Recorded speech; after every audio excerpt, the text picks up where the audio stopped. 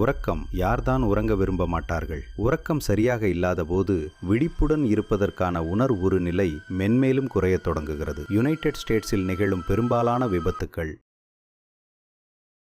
இந்த நபரின் உறக்க முறையின் பின்னணியில் உள்ள வழக்கத்தை நீங்கள் கண்டறிந்தால் அவன் அல்லது அவள் நன்றாக உறங்கவில்லை என்பதை நீங்கள் அறியலாம். சிர்கேடியன் ரிதம் என்பது சூரிய இயக்கம் நமது உடல் இயலை எவ்வாறு பாதிக்கிறது என்பதை பற்றியதாகும். படைப்பு உருவானதிலிருந்து லட்சக்கணக்கான ஆண்டுகளாக நமது உடல் அமைப்பு பயிற்றுவிக்கப்பட்டுள்ளது அல்லது பழக்கப்படுத்தப்பட்டுள்ளது. நான் இரவு 9:30 மணிக்கு உறங்க வேண்டுமா அல்லது 10:30 அல்லது 10 மணிக்கு உறங்க வேண்டுமா என்பதை நீங்கள் நிர்ணயித்து கொண்டு அதை தொடர்ந்து பின்பற்ற வேண்டும். உதாரணமாக, இரவு நேரங்களில் நீண்ட நேரம் வேலை செய்பவர்கள் லாரி ஓட்டுநர்களை எடுத்துக்கொள்ளுங்கள். அவர்கள் இரவு நீண்ட நேரம் வேலை செய்வதை தொடர்ந்தால் ஒரு குறிப்பிட்ட வயதிற்கு பின் அவர்களின் ஆரோக்கியம் குறைவதை உங்களால் கவனிக்க முடியும். இது இயற்கைக்கு மாறானது. நமது உடல் அமைப்பு சிர்கேடியன் ரிதத்தை பின்பற்றுகிறது.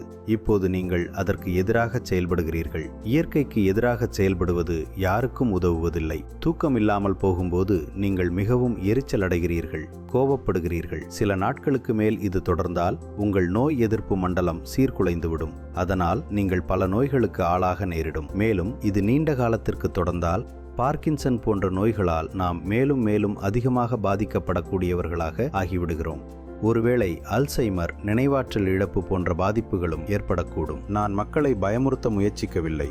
ஆனால் நாம் நன்றாக உறங்குவது நமது ஆரோக்கியத்திற்கு நல்லது. சிர்கேடியன் ரிதத்தை மதிக்க வேண்டும். அதன் மூலமாக நமது ஆரோக்கியம் வெகுவாக மேம்படும். மேலும் நமது ஆயுட்காலமும் அதிகரிக்கும்.